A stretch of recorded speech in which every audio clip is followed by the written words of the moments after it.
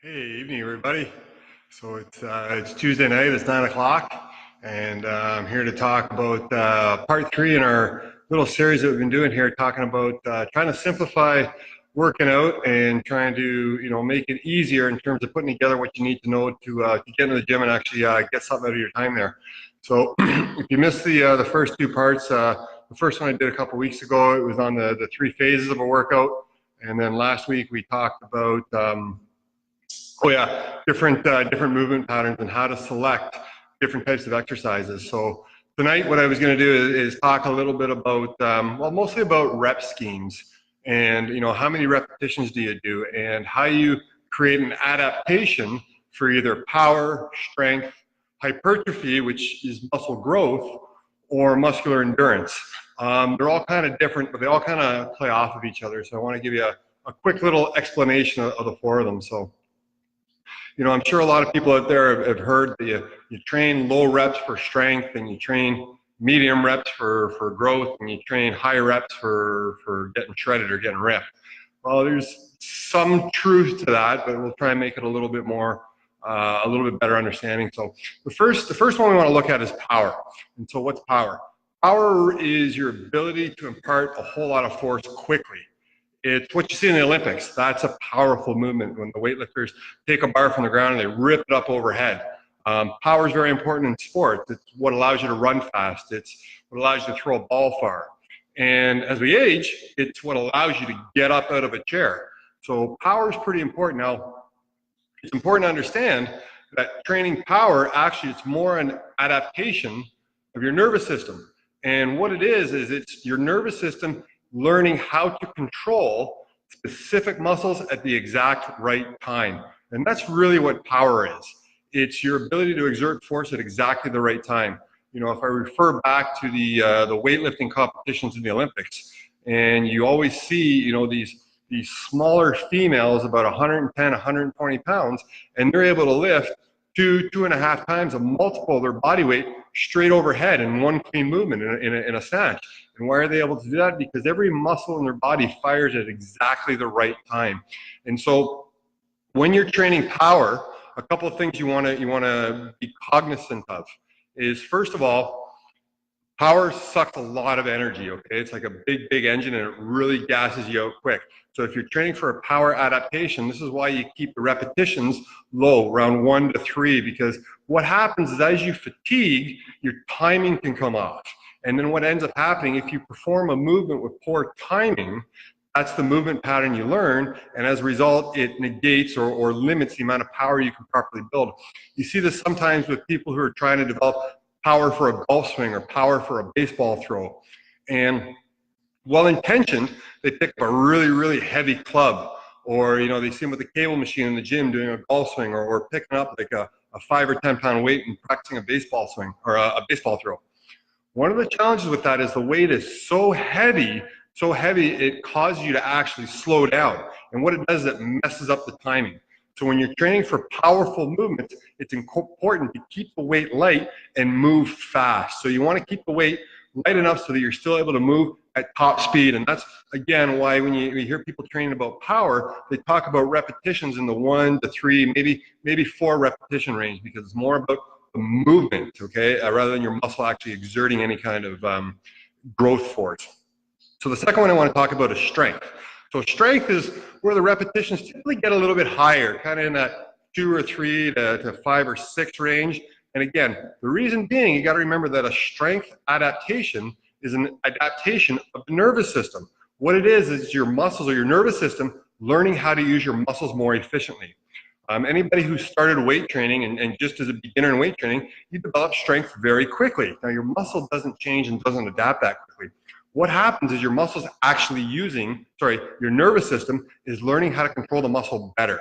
So imagine in each of your muscles, just take your quadriceps, so the big muscle in your thigh, for example, you have something like 200,000 different motor units. And when you're first starting to, say, squat, in that squat pattern where you're using that muscle, as a novice lifter, you may only be able to recruit, say, 40% of those motor units. Well, as you practice and you get better, the nervous system gets better at that neural pattern, and what it does is it recruits a greater percentage of those muscle fibers. So you haven't necessarily created any more muscle tissue.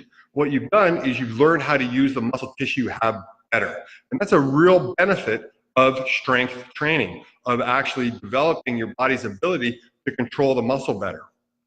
So the third phase, or the third type of adaptation we're looking for, is what's called hypertrophy, or muscle growth. This is where we actually change the size of the fibers. So the hypertrophy is when the fibers actually grow in size, so they actually get bigger.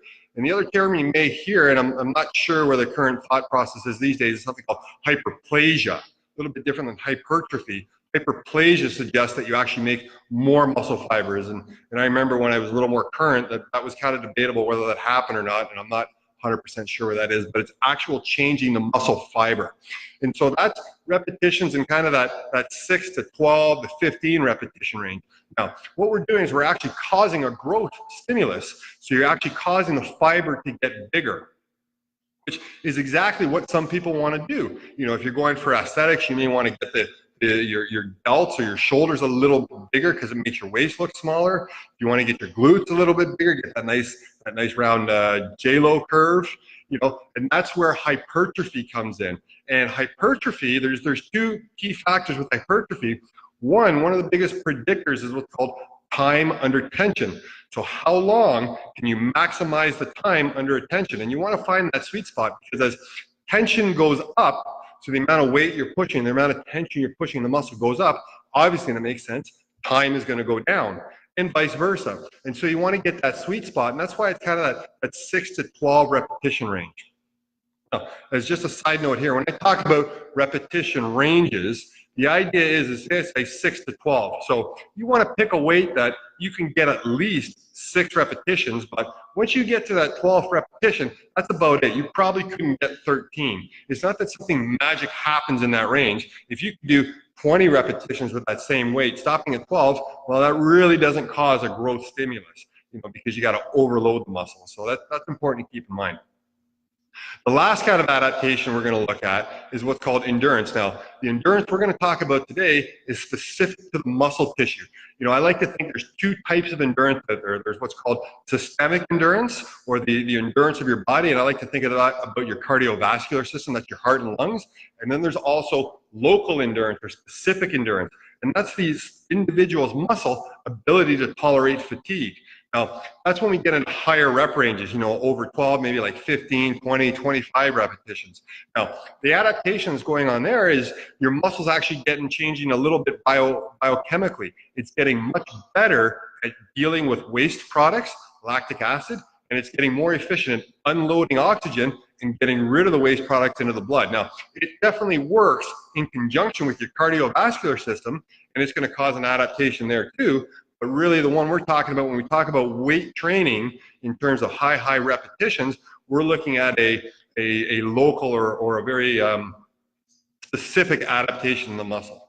So, you know, those are kind of the ways I like to think about training and picking my rep ranges. Now, back when I used to train as a bodybuilder, I used to, you know, predominantly stay in the hypertrophy zone. I'd up down into the strength zone a little bit, but almost all my time was spent in the hypertrophy zone.